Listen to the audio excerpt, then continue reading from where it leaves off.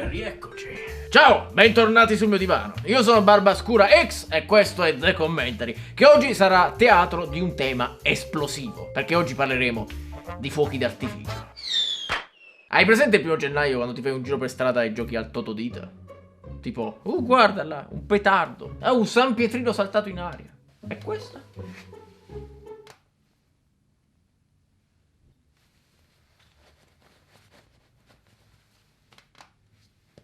Ma che bello, eh? Pam pam pam pam pam! I fuochi d'artificio. Tradizionalmente il miglior modo per scacciare via gli spiriti maligni è inaugurare il nuovo anno. Ma al sud Italia, anche per festeggiare la comunione di tua cugina, l'onomastico di tuo cognato, la prima torta non bruciata di tua madre, o il 18° di quello stronzetto del piano di sopra. Lo stesso che come missione della vita lo scravagliarti i coglioni diffondendo musica neomelodica di merda per tutto il quartiere col suo subwoofer nuovo. Perché niente dice, ehi, per me oggi è un giorno di festa, come deturpare i coglioni a me e all'intero ecosistema. Ciao uccellino, per me oggi è un giorno di festa!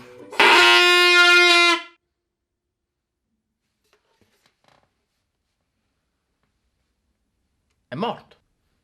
Ciao cagnolino! I fuochi d'artificio sono usati in quasi tutte le culture del mondo, dal Capodanno di Sydney al Diwali, il festival delle luci indiano. Le persone hanno sempre amato i fuochi d'artificio. Pensate che la regina Elisabetta prima, non quella da adesso, quella del 1500. Quella da adesso nel 1500 c'era già, era un po' più giovane.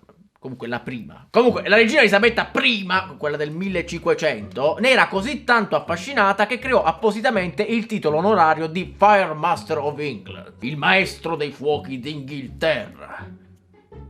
Che detto così pare un po' il boss di fine livello. Inchinatevi mortali dinanzi al maestro dei fuochi! Dopo il 2020 manca solo lui, il maestro dei fuochi. E poi siamo a completo, poi ci abbiamo tutto. Che poi alla fine era soltanto un titolo che veniva assegnato a chi creava e organizzava lo spettacolo pirotecnico più spettacolare e figo. Oggi la regina Elisabetta II, quella attuale, ha pensato di riesumare questo titolo e lo ha promesso a chiunque sarebbe stato in grado di ricreare con i fuochi d'artificio il volto del suo amico d'infanzia, Giulio Cesare. La Francia non è da meno. Il 14 luglio, per commemorare la presa della Bastiglia, nonché il giorno in cui morì Lady Oscar, e con lei la nostra infanzia, illumina il cielo a festa. Ed è sempre stato così, tutti gli anni, tranne uno. Era il 1940 e all'organizzazione dell'evento ci pensarono quei buontemponi dei tedeschi. Oh Hitler, grazie! Ma non dovevi, bastava che portavi lo spumante, che ta stramur. Tuttavia, il più grande disastro nella storia causato da fuochi d'artificio si verificò il 30 maggio del 1770, dove centinaia di persone morirono durante il matrimonio tra Luigi XVI e Maria Antonietta. E all'epoca qualcuno si offese, ci rimase male, nel vedersi ammazzare la famiglia così,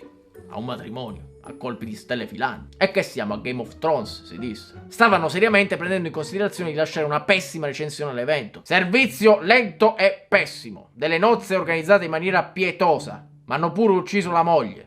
Vi do 2 stelle, ma solo per la cheesecake. Comunque poi la situazione si calmò, grazie alle parole di Luigi XVI, che disse: andiamo ragazzi, non perdiamo la testa. Che grande Re Luigi, un idolo. Mi piace un sacco quando balla con Mowgli. L'anno scorso i fuochi d'artificio hanno causato circa 10.000 feriti solo negli Stati Uniti. Ma immagino che loro non facciano testo, insomma. Loro si sparano tutti i giorni. Arriva Capodanno, se non gli dai almeno un mortaio a testa, insomma, che figura ci fai? Comunque il 66% dei feriti erano uomini e solo il 34% erano donne. E questo può significare solo 2 cose. O che gli uomini sono delle teste di cazzo, oppure che i petardi sono sessisti. Non so che pensare. In Norvegia invece sono severi, sono precisi in Norvegia. I fuochi d'artificio si possono vendere soltanto tra il 27 e il 31 dicembre e possono essere sparati soltanto a Capodanno. Oh, ecco come si fa. Persone che educatamente si godono un breve istante di gioia sul loro viso, ormai completamente congelato. In Norvegia a Capodanno non si sorride, che fa freddo, ti spacca tutta la faccia e si apre in 2 proprio. Per quanto riguarda il Diwali, il festival delle luci indiano, un tempo lo si festeggiava pacificamente. Si accendevano delle lampade e l'India tutta si illuminava. Era un'atmosfera fatata, calmissima, misticissima. Poi hanno aperto una fabbrica di fuochi d'artificio nel 1940 e da lì tutta la pace è andata a puttane! Gli indiani hanno scoperto il piacere delle esplosioni, del rumore, della megalomania, nonché dell'avvelenamento da fosforo. Fanculo la meditazione, appiccia sta Minerva, va che facciamo cagare in mano pure a Ganesh! Gli animali domestici stanno ai fuochi d'artificio come io a 13 anni stavo a una vagina. Ti appare spaventosa e potenzialmente pericolosa? Ma ci sono tutte le lucine, le vedi le lucine? Che belle sono le lucine. Secondo la rivista Forbes, ben il 40% dei cani soffre di grave ansia e palpitazione nel periodo di Capodanno a causa dei rumori. E l'altro 60%? Boh, era sordo dall'anno prima. Però perlomeno ci sono delle cose che possiamo fare per alleviare lo stress dei nostri amici a quattro zampe. Una di queste consiste nello sfruttare l'odore. Alcuni studi suggeriscono infatti che dando un capo di abbigliamento usato al vostro cane, questo si calmi. Il vostro cane si sniffa l'ascella del vostro maglione usato dalla settimana prima. È felice e si calma. Rendetevi conto che questa è probabilmente l'unica volta nella vostra vita in cui qualcuno vi dice che si può risolvere un problema non lavando le mutande. Guarda che regalone ho per te, guarda. Riesco proprio a immaginarlo. Il cane birra, sdraiato a panza all'aria, guardando il soffitto in estasi, stringendo tra le dita della zampa un calzino perfettamente rollato. Partita di calcetto,